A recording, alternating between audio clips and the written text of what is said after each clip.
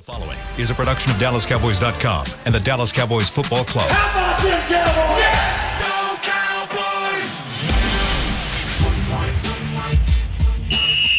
Let's go, baby! Are you ready for a break? Yes. Are you ready for a break? Absolutely. Ready for a break? Yeah, and so much for that. It's time for The Break on DallasCowboys.com. We were on a break! With Nick Eatman, Brian Broaddus, Ambar Garcia, and Derek Eagleton. It is Wednesday, October 5th, 2022, season 18, episode number 44. Welcome to the latest edition of The Break, live from the SWBC Mortgage Studios at the Star. We are presented by Miller Lite, the only beer of the Dallas Cowboys. And we are today going to focus on the Los Angeles Rams, their offense versus the Cowboys defense. We'll spend quite a bit of time there. Brian's got a game for us in the third segment, so Round that should two. be lots of fun. Maybe we get to it today. We thought we'd get to it yesterday, but these guys talk too much, so we Nick didn't wanted get to argue. so we didn't get to it. But let's start first. Let's get some catch-ups on some injuries and some stuff that Mike McCarthy had to talk about. Let's start with Dak Prescott. What's he going to be doing this week? What's wrong? Nothing. I was going to start with Damon Clark, but go. Yeah, You know what? I guess you should start with the quarterback. You probably need to, but I will say this. Of all the names I got on this list, that's the one that has a star by it because Damon Clark, I think we all have been waiting to see him get out there. So, but let's start with Dak. Give me an update on Dak. What are we looking at there? You all right, Amber? This is just something flying around. It's trying to kill it. I don't like things flying around me. Yeah. I'll smash it. Oh, gosh. Okay. Proceed. Violent. All right, give me an update on Dak. Where are we? Yeah, I don't really know. I'll be honest with you. Yeah, you had business meetings. Came from. Brian, meeting. why don't you tell us Don't know what the coach said. Yeah, y'all getting to see now. Nick's he's a boss, so he actually has to go to meetings now. Yeah. He can't always just go to press conferences. Go ahead, Brian. With Dak, it He was. won't do that again. It was always going to be that thing's not going to get near me now. No, I think you guys, it's dead. I think Ambar wounded it to where it's flying in circles. The thing with Dak was always going to be about the healing of the wound, the rotation in the joint or the thumb, and then the grip strength. And from what I've heard, they've had a little bit of swelling. Dak is always going to work hard at this. Britt Brown's going to work hard at these. Guys are going to try and push and push and push. And I'm not saying it, that's the reason. It's like they push so hard, and then all of a sudden some swelling reappears and things like that. And then it turns into you can't grip the ball correctly. And that's where this thing's at right now. If they can get the grip strength to be where it needs to be for him to hold the ball and be able to throw it, then he'll be out there practicing. But the more that you watched last week, they were talking about, well, they're going to shoot for the Rams game. And I just was like watching him. You never heard about him in practice today. He threw this or he did this, or he did that. You never heard that. It was just him kind of watching things, helping, being in support. And so you're like thinking, well, and I asked after the game on Sunday, I said, where are we at with the quarterback? And I got the definite, hey, we're going to try and shoot this thing for Philadelphia. We're going to try. We're going to try and see if it works. So I know on my station on 105.3 The Fan, I was like adamant about that. I was adamant about it on the postgame show that I didn't think he was going to play. And so until he gets that grip strength, then once that happens, then we can start the clock on what game he could be back for. All right. McCarthy seemed to be getting a little annoyed with all the questions being asked to him about like the specifics of what are the things specifically that Dak is doing as far as his rehab, and he just. It was pretty funny, but anyways, he doesn't know all the details, doesn't want to get into it. He's basically at a good spot. The doctor visit went well. The stitching and everything, the healing has been looking very good. Obviously, stitches are out already, but he just made it clear he's good on his rehab and where he needs to be. Yeah, and I don't, he says he doesn't know all the details or whatever. Like, there's no way that's right. There's no way as a head coach that, it's okay not to say the details to the media because he's very annoyed by, you can tell every week he's always throwing shots how everybody's reporting different plays and stuff. He hates how it's covered. He hates every Tuesday morning on the Fan. Yeah. When Jerry gets there, Dr. Jerry goes and says that kind of stuff. He's not used to that. But you're not a coordinator you're a walk-around coach. You know the details of your quarterback's thumb. If you don't, yeah, that's but a here's the problem. deal. I think the difference is, and this is where Todd was the one that asked the question. Todd Archer, friend of the show. He was actually the question he asked, and I don't know if McCarthy didn't take it right or if Todd was actually asking this, but the way it kind of came off was literally, what are the exercises and rehab regimen that he's doing to repair it? And McCarthy's kind of like, well, I don't really know all the different exercises. Right. Well, that's what he was more getting to, I think, and that's what I think he was a little bit annoyed by was like, do you guys want me to tell you he's doing, thumb wrestling and I don't know what, so I think that was more of what it was. Well, and I don't know if it was what Todd was asking, but I think it. that's the way he took it, in my opinion. And he's not the only one. Belichick the other day did that thing with Mac Jones, and he said day-to-day like 12 times and said, what am I, a doctor? I'm like, yeah. You probably are. In this role as a professional NFL coach, you kind of have to be. Well, and then the question was asked in a follow-up, though, well, okay, the people that are doctors, what are they telling you? Right. And he's like, it's day-to-day. It's day-to-day, yeah. Well, see, that's the thing about it, too, is I think you both have shed light on it the right way. And to me, I think Mike really he's never had to do this. He's never had to deal, and he's, this season now, fourth season here with the team? Third season with the team. I'm trying to think now where we're at. 2020, 21. Yeah. Year 3. Yeah. Okay, he started with 2020. So year 3. Okay. He's never in Green Bay. Trust me, I spent 5 years of my life up there. They don't have an owner. Mm-hmm. They don't have somebody. They don't have a general manager. Ted Thompson was not coming out, and Teddy would tell you far less than what Mike McCarthy would even tell the Green Bay media. So Mike I think there's a level of frustration where Mike is like, I have to stand up here and answer these questions, because what's happened is you look at the timeline for Dak returning, it's kind of like the stock market. It's way up, it's way down, it's way up, it's way down, it's way up. No, it's flat now, and now it's up again. Now he's having that message, he's having to deal with the expectations of the general manager. And what the general manager is selling the hey, he's going to be back, he's going to be back.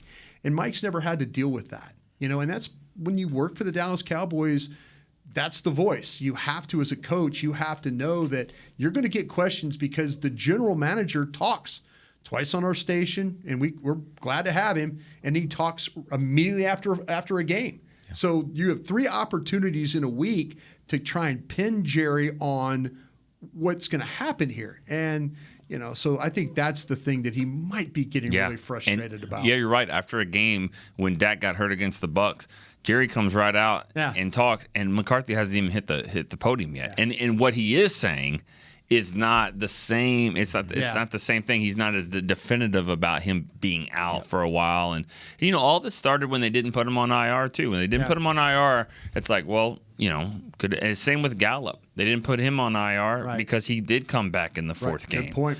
And now, but they didn't put Dak on IR, and there's different reasons for that. And it wasn't about just playing. It was about being around the team. Yeah. Nick's point's right. Coaches know exactly what's going on with They know. Yeah, they definitely know. They definitely know. And like I said, I don't know that he knows the detail. Like literally today, he's going to do this exercise and this exercise and this exercise. But you're right. He knows the prognosis of his quarterback and what's going on with his quarterback. He may not always want to say that. And in some instances, he may not have to if he were on another team. Sure. In this team, he's got to always be aware of what did the owner say, because that's an more powerful voice in your own building who talks regularly. You got to be aware of that. I wish Mike would have come out today and said, well, he's going to do the Fleming procedure. Right. And then they're going to go into Jones' rehabilitation system. And then they're going to, it would have been funny if he'd have just listed all these terms that everyone's Googling. Exactly what it is. He's got gamekeeper thumb, and now and they're dealing with it in a way, So. And everyone's in the press conference. What's gamekeeper thumb? Yeah, that's actually a real Clarence injury. Doesn't need gamekeeper? Gamekeeper thumb is a real injury. And by the way, real quick, it's a scouting term. It's a scouting injury because back in the day, people used to, when they collect birds, and you reach down to get the bird, your thumb would jam into the ground. And so it was like you would break your thumb or you would have an injury. So they called it gamekeeper, game being birds. And you're gathering birds, and these people would slam their thumbs into the ground and suffer injuries. Yeah. And we now use it as a scouting term. There's also one called Xbox-itis. Yeah. And I think Derek has that. Derek has in your thumb messed up. It's gone down quite a bit because I don't play as much as I used to. But it used to be like a huge bump blister that sat there. Yeah, it wasn't even a blister. It was just like it was a callus that came from the actual bone. Yeah, it was just kind of this big, and I used to play a lot of. Thanks. Don't play serious. That's why anymore. I stopped playing the guitar. I was learning happens to play with the guitar, guitar. yeah. I'm like, oh my god, this is painful, and I quit. But yeah. All right, let's jump back in. let's get an update. Actually, talk about Damon Clark. Where are we with Damon Clark? He's back. He's Actually, back. was never here, so I don't know if he's back because he's never practiced. He's been here. He's been here. His back's feeling better. Yeah, neck and back, and Yeah. he's 5th round pick that they drafted with hopes that he could be further along, and I think that was one of the issues. When he got hurt right after the Senior Bowl, the doctors and trainers have different opinions on these guys and when they could come back. And so I think there's some teams that didn't want to draft Off him.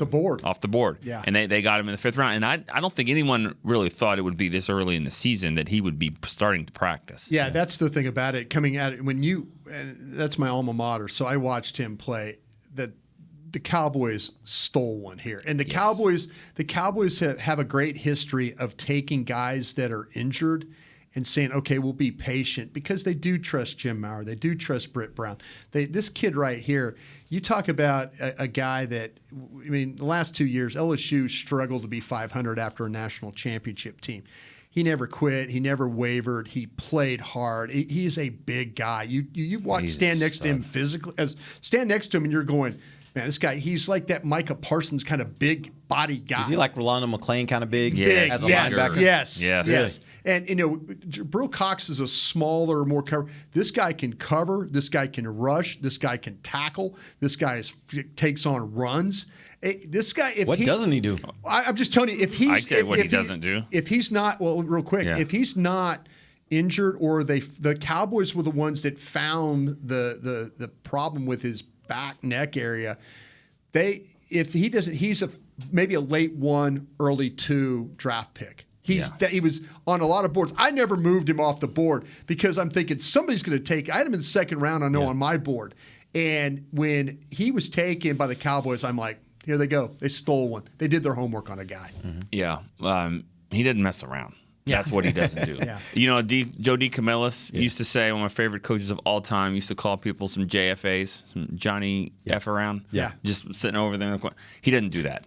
This guy is business approach. He's come in from day one, and I think that's one of the reasons why he's already ready to play, is because or not ready to play, he's ready to practice. We'll see what happens. He starts practicing. But his commitment to rehab and getting better has been here from day one. He's not one that's... You're not going to see a lot of our social media interviews and fun little what's your favorite color? I don't think that's going to be him. He was here from the very first mini camp. You remember when he was standing there going through the drills as much as he could.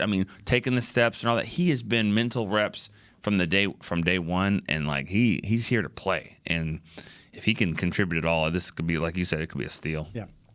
Wow, that gets me really excited, because you talk about the strength of this defense, and I think that maybe they are just kind of 1 or 2 tweaks. I don't even want to say players, but tweaks away from really kind of taking that step to where we're talking about a really, really extremely dominant defense, and he might be that piece, right? He might be that guy at linebacker, which linebacker's a position we talked about a little earlier this week that sometimes you get have a little bit better play there. This guy wants to be in every tackle. That's when you watched him play at LSU. He played on a defense that was struggling, but every single play, you're like, that's him. That's him again. I remember last year, Dave was, we were talking about Arkansas LSU game, and I was like, he was like, you guys are gonna win, and I was like, I don't know. He's like, we're not very good this year, and I was like, well, who's number 18? Because I've seen him play, and number 18 is a famous number at LSU. Yeah, and he got the number, but we don't have any players that look like that, and that's just how good he is. He just pops out, and he's a linebacker. He's not just. He looks like a defensive end, though. Yeah, he is. Is he an off the ball guy, or is he gonna do some? He can play off the ball. You could play this guy anywhere. He's got that kind of. I'm not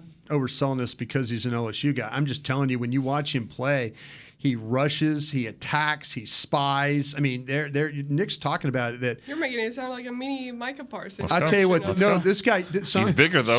Right. Not mini. No, That's what I'm hearing the same thing, Amber. I'm kind of like, y'all telling me I got another Micah I'm here? telling you, this guy, What are we doing? legitimately, when you start to talk about the best linebackers in the country, this was one of them. Mm-hmm. This guy was one of them, and people took him off the board because they were scared of his back and that situation. And I'm like, when the Cowboys took him, I just remember sitting here in this exact spot and thinking, they stole another one. They stole a guy that people are just going to sleep on, and because of an injury. And good for them. I let him practice, but I promise you, when he gets the opportunity to play, you'll find out who that cat is. All right.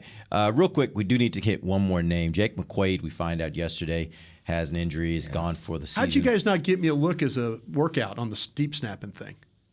What? Oh, you should have. I actually thought that was funny. You were talking about it on 105.3, the fan yesterday, and I was like, that actually would have been a great bit if we could have run Brian with the long gray mane, running out there. Yeah, I'm here, guys. I'd have worn a GoPro, like a chest GoPro, and done the workout, kind of like what Eli Manning did. I would have done the same thing. Brian Anger said no to that, even though they appreciated how you guys spell your names. He heard about the story where you broke the holder's thumb or finger. Finger. To this day, my buddy Todd Tomlinson, who's is in South Carolina, he's got a hook. I go, if you're watching, he's got his little pinky as a hook, and I snapped a ball low to him in the Kentucky game, and it smashed his finger against the kicking block. Ouch! And he didn't want to get it fixed. He just kept. So to this day, he's got a little bit of hook because of me. With your name on it. Yeah. So. That's what. Yeah, I would have worn the GoPro, gone out there. I wouldn't have. I just go out there. Hey, I'm ready. Worn the grays, gone out there, tried to cover. Can you see me like chugging down? That would have been so funny. Yeah, that would have been good. They got. I know that there's two guys. I don't know if the names have been out yet. And I've studied them yet. Mention, yeah. Overton, I think, is one of them. They have two guys they're going to put in the practice squad. Basically, they're going to call them up on the game day elevation. So they had to get Will Greer on the team. So McQuaid will go to IR. Greer. Explain why they had to do that. Greer, you only get 3 call-ups for the practice squad. So he's already had 3.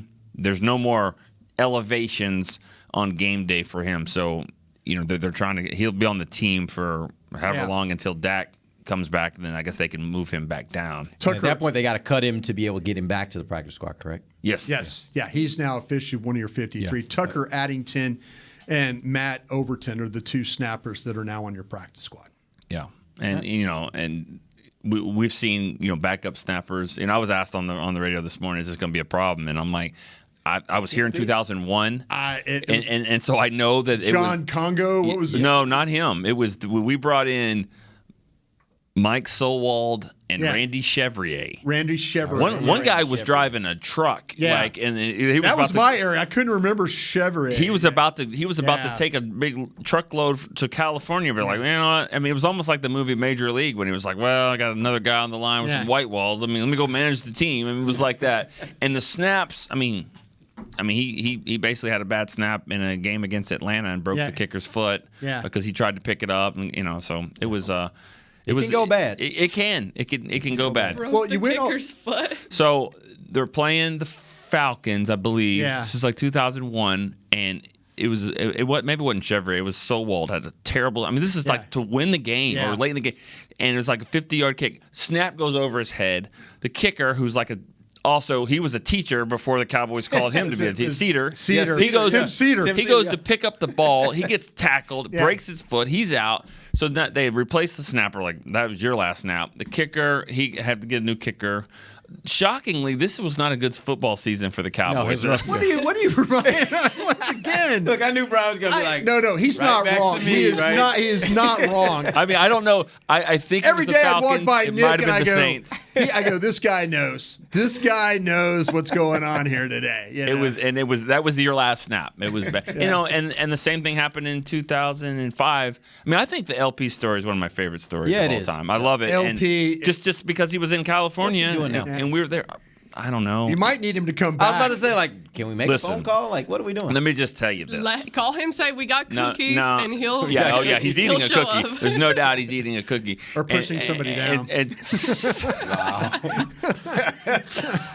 Keep moving. Yeah, talking. Yeah, all right through. But I can tell you what's going to happen. It's nice being with you guys on the radio. This is what would happen. LP drives into the parking lot. He's about to walk in, and there's security guards there, and he's like, I'm here. I'm gonna fill in here for a few games. And Jason Witten's standing at the door as the new security guard. He's like, no, you're not doing that. No, thank you. No, I got a big mural up here. You don't, because Jason Witten has the Cowboys record for 255 career games. Yeah. LP Ladouceur has 253. Yeah. You think Witten's gonna let LP come in here, snap the ball 3 or 4 times, and break his record? No, not happening. He's got a mural. He's gonna call Charlotte. He's just like, no, this ain't happening. He was one of our favorite guys. I'm kidding. I think to that. You're not kidding. He's like, I think. But I'm thinking that Witten has that much power. I don't know if he does, but because if so, he would have been a coach. But no, Damn. kidding. This is a show where we're he's just bringing up all the old stuff. I'm just saying, he did get released. I mean, Okay. he got cut, but Did you see him going up to Jerry's office? yeah, I mean, no. I think they're going. It's not like. Yeah. I mean, they could have signed LP when they had him, Yeah. and he wanted to come back and play. Yeah. So I don't think that's going to happen. They got the younger guys, and most of the time around the league, college, high school, most snaps are pretty good. You would think these guys are going to be pretty good. Yeah. So I just hope it doesn't throw off what we got going right now at the kicker, because there is a Yeah. there's no. a rhythm to it, Yeah, right? there is. And I'm a little bit concerned about that, because the kicker's doing a really great job right now. I don't Yeah. need anything messing up his mojo. So hey, hopefully truth be told, McQuaid wasn't snapping well. He wasn't. Yeah, that was a question that there were people in the organization who were like, maybe some of the problems that you were having at training camp might have been snapper. Yes, snapper related. there I know are some people that there were say people that. walking up to me in the preseason like, "Hey, listen, I know you guys are busting on these kickers right now, but just watch the snaps in practice and tell me what you think." But this Matt Overton, he's a veteran. He's a 10-year guy. He's been places. That's what I want. Seattle, Indy, Jacksonville. I mean, he's done it. Chargers. This guy's done it in games. Yeah. All right, let's take our first break. When we come back, we'll jump into the Rams offense versus the Dallas defense. This is DallasCowboys.com radio.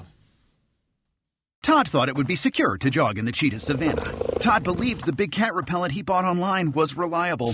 And now, Todd is trying to be faster than this cheetah that can run 80 miles per hour. But the good news is, Todd has AT&T 5G that is fast, reliable, and secure. And he learned the best thing to do is stop running and toss her the backpack with the beef stew. AT&T 5G. Fast, reliable, secure. It's not complicated. 5G requires compatible plan and device. 5G may not be available in your area. See att.com/5G for you for details. What do you call a group of grown men and women with their faces painted silver and blue who get together every week to share a 3-hour-long ritual of jumping, singing, and toasting Miller Lite in 10-gallon hats while yelling, "How about them Cowboys?" You call it Miller Time in Dallas. Here's to the Cowboys. Here's to the original light beer. It's Miller Time. Celebrate responsibly. 2021 Miller Brewing Company, Fort Worth, Texas. Want to use what the pros use? How about the official men's skincare brand of the Dallas Cowboys, Jack Black? Right now, you can get the Jack Black Starter, a curated collection of Cowboys locker room favorites for just $10 with free shipping. The starter includes 4 Jack Black skincare favorites, plus a full-sized intense therapy lip balm. Go to getjackblack.com/Cowboys and use the code word TEAMJB. That's getjackblack.com/Cowboys. The Jack Black Starter, $10, free shipping. When you build, you start with the foundation. And home ownership is a foundation of a stable future. The Bank of America Community Home Ownership Commitment has helped over 34,000 people lay the groundwork so far, with up to $10,000 towards your down payment or 3% of the purchase price, whichever is less. The satisfaction of owning your own place can become a reality. Visit bankofamerica.com/homeowner to learn more. What would you like the power to do? Bank of America N.A. Equal Housing Lender. Credit and collateral is subject to approval. Restrictions apply. This is not a commitment to lend. Back to the break. If things are a little blurry when you see, clear it up with Essler Lenses. Book an appointment at your local Essler experts. Find the perfect lens for you. See more, do more, Essler. Welcome back. It is the second segment of the break, live from the SWBC Mortgage Studios at the Star. This segment is brought to you by Blockchain.com. Let's jump right in. Los Angeles Rams offense versus Dallas defense. And I know I usually start with what do they do best, but I'm going to alter that this week and say, other than throwing to Cooper Kupp, what do they do best offensively? Yeah, what you're going to get this week is, I feel like with the protection problems and studying their games, studying their all-22, it was really more about the 49ers did a great job on the outside of covering. And I mean, covering is they couldn't get the ball quick enough to Kupp, or they couldn't get the ball quick enough to Higbee. They tried to get the ball to Robinson, and it hasn't worked out as well as I think they've hoped. They struggle at the offensive tackle spot. They've been banged up inside. The thing that I think that they do the best is they're going to try and control Dallas's rush with how we saw. I went back and watched two games, this past game, and I went back and watched the Arizona game just because of their defense as well. You're going to see the wide receiver screens. You're going to see the screens at the back. This quarterback is very comfortable, and when I talk about Matthew Stafford, of throwing from any arm angle. He will throw around rushers when they go up. He's got that little flick. He'll throw over the top. He is a really, really good deliverer of the ball when it comes to the screen packages. I have a feeling they're going to try and not only do they run the wide receiver screens, but they run the running back screens too. And they're not going to let Dallas tee off on this on them with their defensive line. So it's going to be ball down the field. You're absolutely right. It's Cooper Kupp. They're trying to get Robinson involved. They just can't. I mean, they can't get him going. But him and Higbee are the guys that the main people you have to stop. They're going to throw the ball to Henderson. They're going to throw the ball to Akers if they can. And it's probably going to be to control your rush through some screens. They did it in two games that I watched. It wasn't just, okay, we need to do something to keep San Francisco off us. They did it also against Arizona. So get ready for that to kind of control your rush. We know they are vulnerable at the offensive line. I think that's probably the area of greatest vulnerability. My question for you is, what part of that offensive line is most vulnerable that the Cowboys should be focused on trying to really exploit? Yeah, they have. We'll see what happens with David Edwards, their guard that they drafted, in the fifth round in 2019. He's been banged up.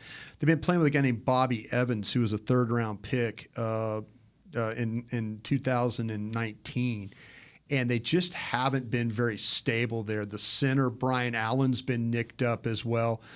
Noteboom is a kid that's interesting. I think a lot of it, when he gets in trouble, he's the left tackle, and he gets real tall. He doesn't play with very good knee bend, and so what happens is people take him back, or they'll beat him with quickness, and he just hasn't been able to adjust because he's so tall, and he just can't, without a base, he can't move or slide. So that's a big problem for them in that regard.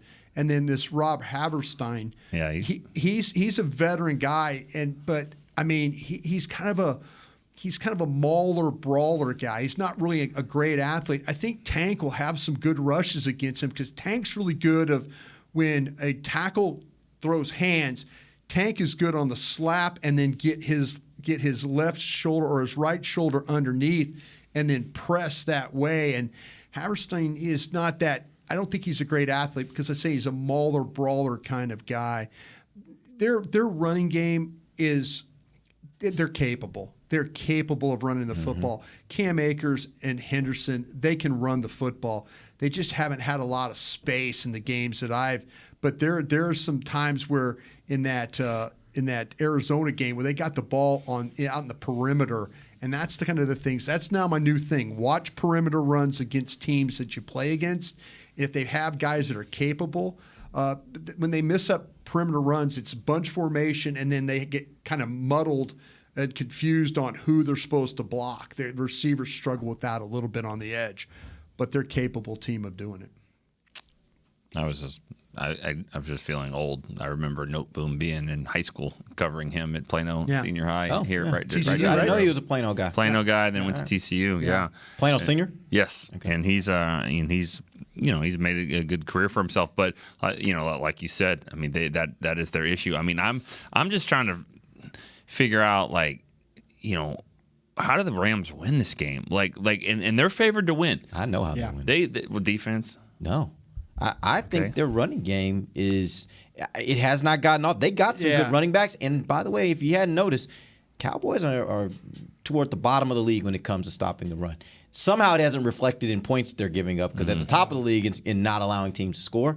But they have not been successful stopping the run this season when you look across the games that they've played. And this game looks to me like that kind of game. Well, that's the part that will bother me. I guess that's more a question for you, Brian. But how to that point then? Because I was looking at the running game, what it's looked like. I'm like, okay, yes, they're good running backs, but it's not something that's taken off just yet. How has the opposing teams that they played?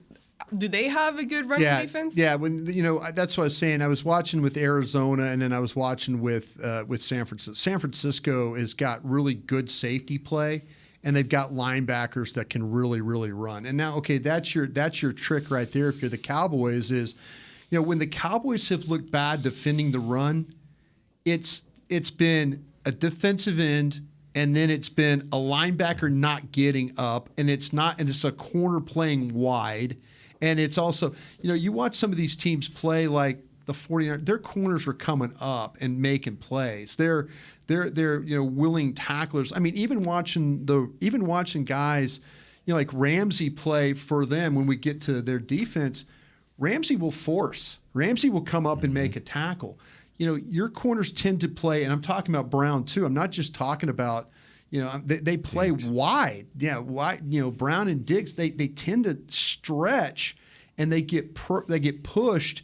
And what happens, that creates that seam or that space to, if they get the corner. I mean, I think it's been really, really hard on the Cowboys because they're not just one guy gets blocked. You get an end gets blocked, you get a linebacker that's a step late, and you get a corner that plays wide. You're going to give up some stuff off the edge. And I think the opponents that have faced the Rams, they don't play that way. You don't see. Now we'll see if in fact that there's times where I think with Curse being in, me personally, my adjustment for I put Curse on the field and I take Barr off the field is what I do. Because, I mean, Barr to me is, he hasn't seen this. There'll be motion across, or the jet motion, and then there'll be the handoff behind it, and you'll see him, eyes on jet motion going this way, ball's coming the other way, and you're going, no, you got to get over here. And then Van Der Esch has been like, he's having to kind of make up for the defensive end getting hooked, and then all of a sudden there's not a forced player behind him. And I don't know if it's all on Van Der Esch either, but when they play bad against the run, it starts at the end, and then the linebacker, and then the corner. That's usually what happens with them. And I'll throw this out to you, Amber, too. You talk about trying to get a comparative of kind of the Cowboys relative to the teams they played. Check out this for Washington. Washington last week put up 142 yards on the ground against Dallas. In their 3 previous games, they didn't get more than 88 yards on the ground. Yeah. They almost doubled, almost they doubled. Had some chunk runs. They almost doubled what they'd been doing previously when it came to what they did last week versus the Cowboys. That's the first thing that alerted to me. And then when you look at the Cowboys' numbers, they've given up 152, 167, 142. Like, you look at what they're giving up on the ground, typically that's a recipe for disaster on a defense. For some reason, it has not been for them. But I mean, it's still a small sample size, but are we sure these aren't hollow numbers? Because, they're not scoring. They're not scoring right, anything. Yeah. By the way, The scheme is don't give up anything big and also get after their ass. And so what happens is the outside edges and some of the lanes to run the ball. But when they get inside the 20, Barkley broke off a 35-yarder because he's a really good player and scored. But when they get inside the 20, though, things are shifting down. Yeah. They're squeezing them out and they're getting field goals. And so, yes, those numbers are usually, when you run like that, you're going to have a success. But I don't know. I think Dan Quinn, it's almost like these are trap. Can the Cowboys play against a team that doesn't get penalties? That's the key. Yeah, right. And if you're going to play that style of football, which is we're going to run the ball, we're going to take these long drives, because we've seen teams do that all season to the Cowboys. They'll have them on these long drives. The problem is most teams can't successfully not have the penalty that kills the drive. Yeah, because somebody's athletic on the defensive line and gets held. Right. Yeah. So now instead of like the other day, they had a 13-yard run in the game, and then it gets a holding call, brings it back, and then what happens? Sack, punt. That's the kind of thing. If teams are able to stay ahead of the chains against the Cowboys defense, and actually Cincinnati did it in the second half of the game. Remember on the 19-play drive they went on, they only got one penalty along the way. Dallas had a penalty. Cincinnati had no penalties. Dallas had 12 men on the field. And if I'm not mistaken, same thing happened in the Washington game. The one touchdown drive they had, they drove the ball down the field and they had no mistakes. No. And if you can do that and play mistake-free football, that might be a way to neutralize his defense. You find a way. If Dallas gets you in like long yardage situations, they kill you. Right. If you're medium to them or stay ahead and don't get penalties, that tends to be a little bit more problematic for them. And here's the other thing to note right now. Opponents are averaging 5 yards per attempt on the ground against the Cowboys. If you can sustain it, there's something there for you. You can move the ball, but you just can't. You can't have penalties. And once they run into a team that can do that clean, they can play clean on offense. That's going to be a problem for the Cowboys. They got to prevent Matthew Stafford from throwing interceptions and stuff. There were a couple in the San Francisco game in the red zone. He should have had one that was intercepted there. I mean, he will give you the ball. But I have a feeling that they're gonna try and run the ball on you in this game, and I think they're gonna run screens. I think whether it's screens to Kupp or to these backs, or Higbee, they're going to run screens to try and keep you from rushing. That's going to be their form of a running game too. All right, we're going to take our final break. We'll come back. Brian's got a little game for us. We'll have a little fun here in this final segment. We'll be right back. This is DallasCowboys.com radio. The season is finally here. For months, we've been gearing up to win. Now it's time for the team that performs on any field, United Ag and Turf. With John Deere Zero Turns for mowing, compact tractors for loading, mini excavators for digging, Gator utility vehicles for hauling, implements for grading, hay tools for baling. United Ag and Turf, for winning. The official Ag and Turf equipment supplier of the Dallas Cowboys. Visit UnitedAgAndTurf.com for more. Todd thought it would be secure to jog in the cheetah savanna. Todd believed the big cat repellent he bought online was reliable. And now, Todd is trying to be faster than this cheetah that can run 80 miles per hour. But the good news is, Todd has AT&T 5G that is fast, reliable, and secure. And he learned the best thing to do is stop running and toss her the backpack with the beef stew. AT&T 5G. Fast, reliable, secure. It's not complicated. 5G requires compatible plan and device. 5G may not be available in your area. See att.com/5G for you for details. This sweet! Did you get to work on time? Yeah, but I just realized it's Sunday. Little Sweet says head on home.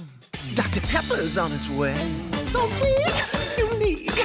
Baby, there's nothing better. I bet you've probably done something that deserves a Dr. Pepper. Did you invest your nest egg in an NFT? Yeah, and I don't even know what that is. It's a non-fungible token.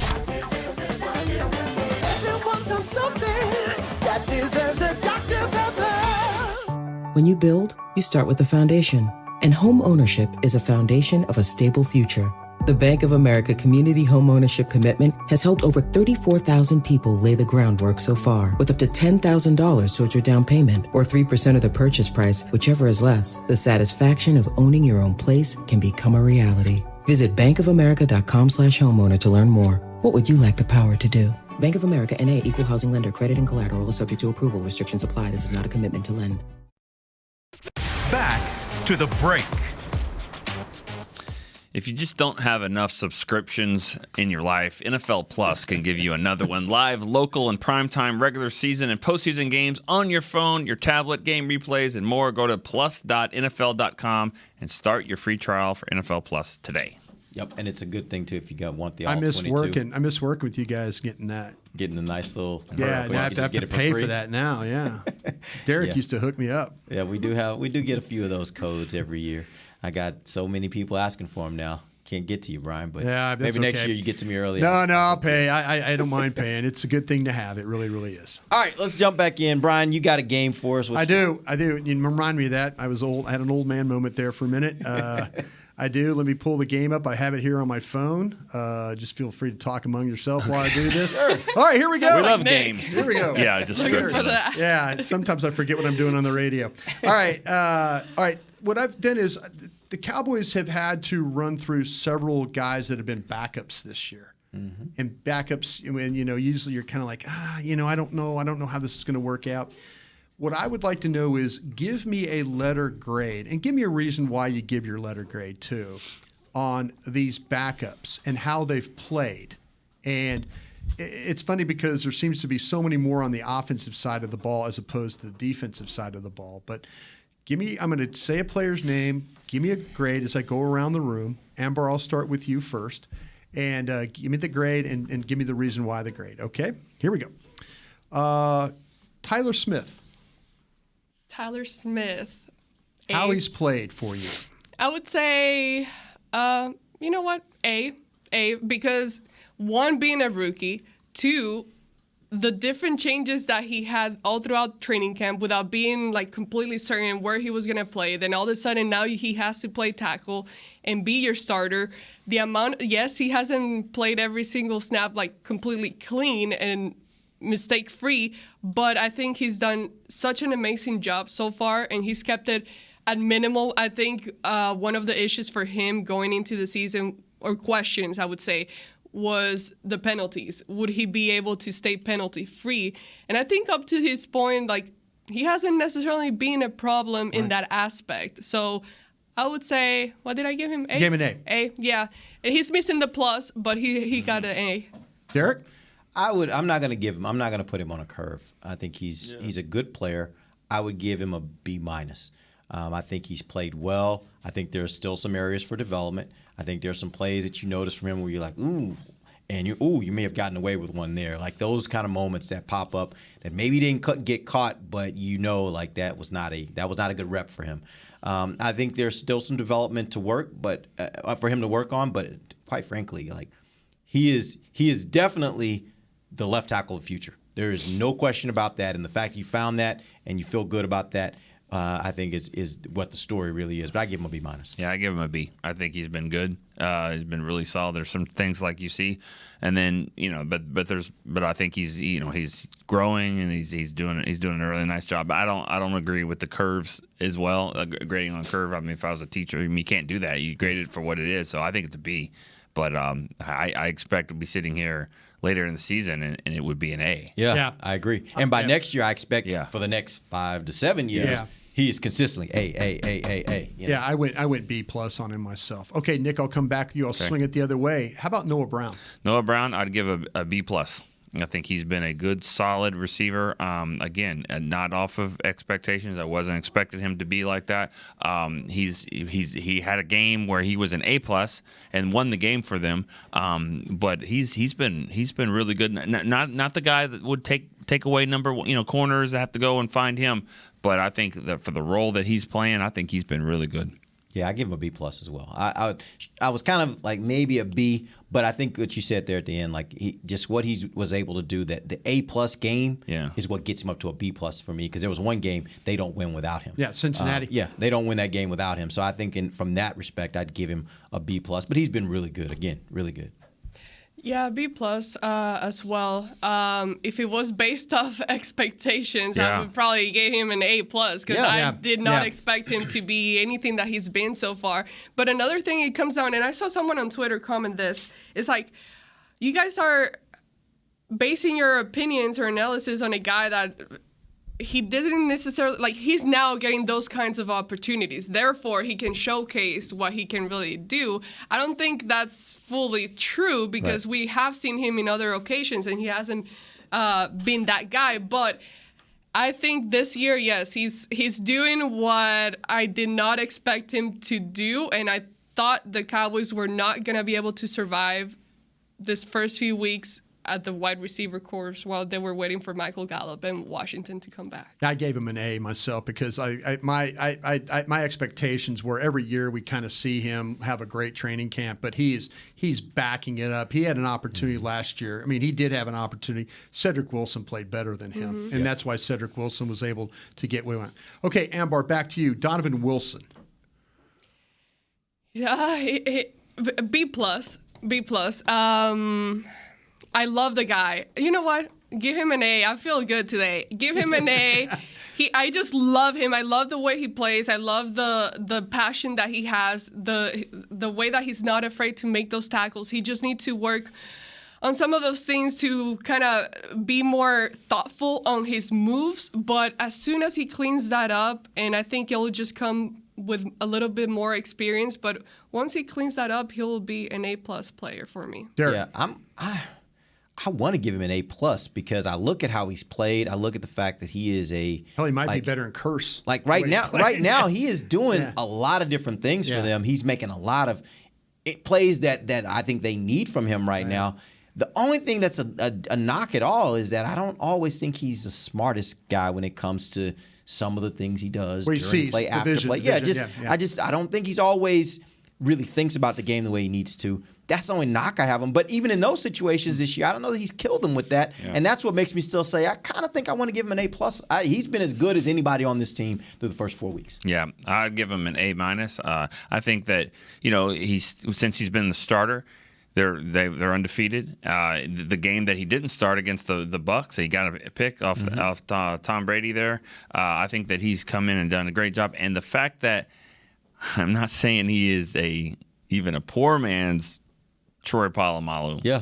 But he reminds me of that safety because there are times where he's back there in a blitz and there's times where he's 40 yards down the field. There you go. He guesses right a lot, which means he's instinctive and around the ball. If he can clean up some of those reckless, over-aggressive penalties that he's a really good player. That maybe you will never get out of your system if you're going to play that way. Sometimes it just happens. Yeah. And maybe that's a part of why he's able to do all the other things he's able to do. But I think he's been good. This isn't based off expectations. It's based off a guy that's come in and the defense has gotten even better in 3 games. Yeah, I went A- as well there. I think you're right about it. I think everybody does you guys painted the picture of what the player is.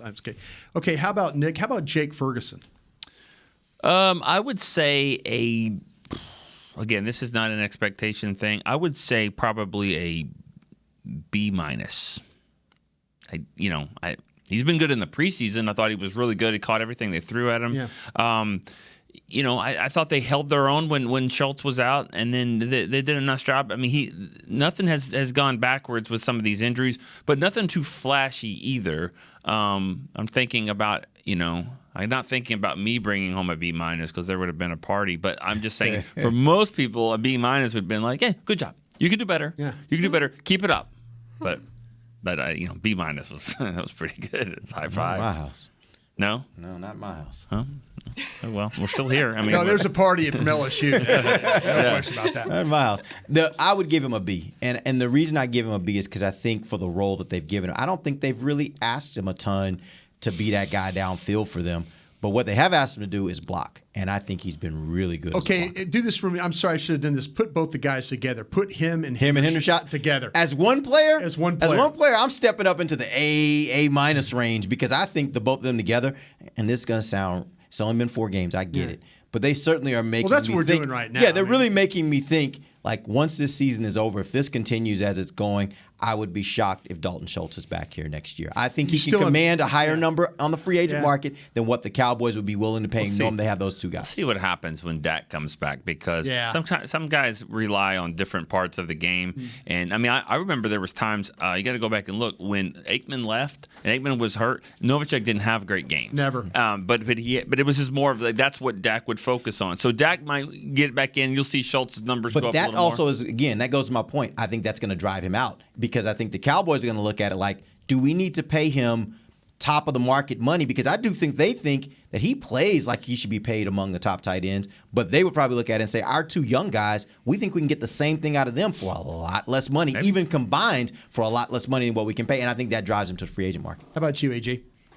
I would give A-. And they've been doing everything that the Cowboys have asked them to do in a good way. And I remember during the draft, I was looking at film and all that, and I'm like,